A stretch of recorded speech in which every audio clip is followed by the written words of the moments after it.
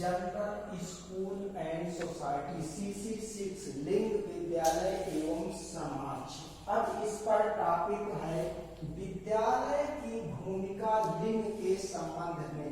अब विद्यालय की भूमिका लिंग के संबंध में, विद्यालय की क्या भूमिका है और उसका लिंग से क्या संबंध है। विद्यालय लोगों को एक निश्चित उद्देश्य के लिए सिखाता है और वो कुछ न कुछ बनने के लिए जाता है, और लिंग पर भेद ना करना विद्यालय भी सिखाता है। किसी भी जाति, धर्म या अन्य पर भेद नहीं करना चाहिए, और वह ऊंच नीच का किसी भी प्रकार से विद्यालय भेदभाव करने के लिए नहीं सिखाता। विद्यालय सभी को संगठित रहने के लिए सिखाता है। अब उसमें एडम्स ने दो मुखी शिक्षा प्रक्रिया को बताया है कि क्या क्या होता है। एक शिक्षक और शिक्षार्थी दो मिलकर कार्य करते हैं।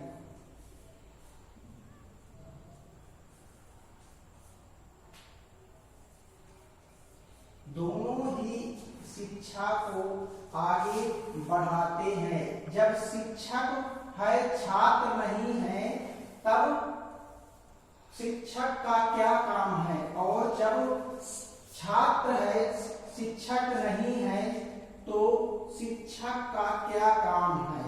दोनों यह मिलकर ही कार्य करते हैं। शिक्षक की भूमिका महत्वपूर्ण मानी गई है,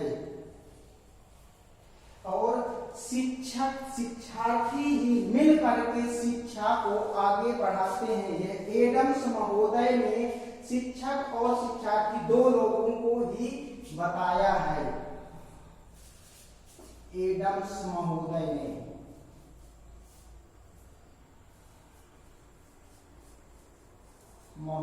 ने शिक्षक और शिक्षार्थी को बताया, मुख्य बताया, पर जॉन डीवी ने शिक्षक, शिक्षार्थी और पाठ्यक्रम, जॉन डीवी ने त्रिमुखी प्रक्रिया के रूप में बताया है, जिसमें तीन लोग मिलकर कार्य करते हैं। एक होता है शिक्षक, जो शिक्षक की महत्वपूर्ण भूमिका मानी जाती है।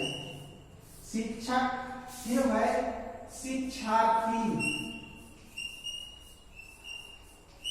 और तीसरा है पाठ्यक्रम। जब तक शिक्षक है और शिक्षार्थी है, पाठ्यक्रम नहीं है, तो मिलकर कार्य संभव नहीं होता है। अगर शिक्षक है और पाठ्यक्रम है, शिक्षार्थी नहीं है, तो कार्य संभव है। और जब शिक्षक नहीं है, पाठ्यक्रम है, और शिक्षार्थी मिलकर कार्य को संभव नहीं कर सकते हैं।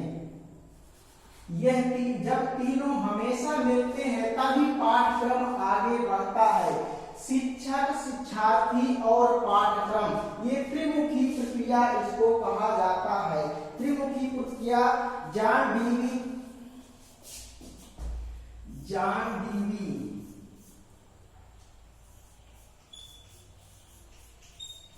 डीवी ने त्रिमुखी प्रक्रिया का विकास किया है, तथा जॉन डीवी के साथ साथ रायबर्ग ने भी अपनी यही प्रक्रिया दी है कि जब शिक्षक, शिक्षार्थी और पाठ्यक्रम होता है, तभी मिलकर बनता है,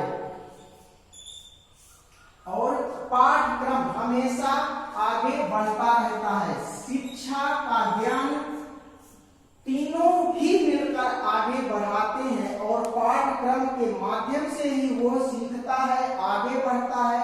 और पाठ्यक्रम जब तक नहीं होता, तब तक शिक्षक, शिक्षार्थी ज्ञान लेने के लिए क्रमबद्ध नहीं होते हैं, और पाठ्यक्रम की सहायता से ही क्रमबद्ध होता है। और उसका कब पढ़ाया जाएगा, कैसे पढ़ाया जाएगा, किस प्रकार पाठ्यक्रम के माध्यम से पढ़ाया जाएगा, वो टॉपिक शिक्षक और शिक्षार्थी मिलकर क्रम उसका तैयार करते हैं, जिससे उसका क्रम बाई क्रम चलता रहे और पाठ्यक्रम आगे की ओर बढ़ता रहे, जो त्रिमुखी शिक्षा प्रक्रिया के अंतर्गत आता है।